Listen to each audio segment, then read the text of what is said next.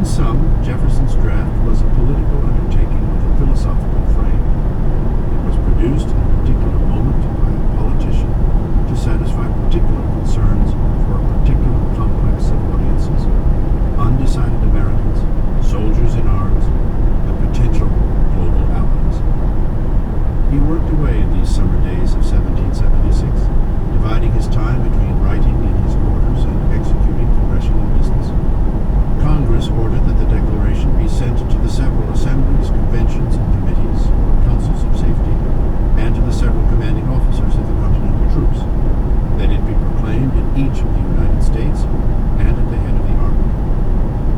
Constituencies included readers in all of the colonies, especially in regions where opinions still tended against independence, and those in the armed service of the American colonies.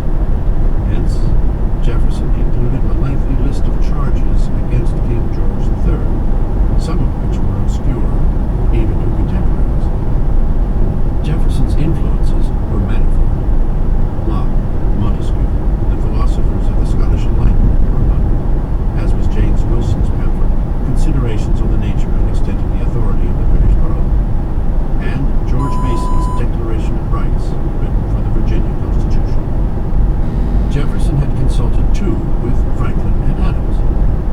The enclosed paper has been read and, with some small alterations, approved of by the committee, Jefferson wrote in a note to Franklin, whose gout and boils were keeping him confined to his lodgings.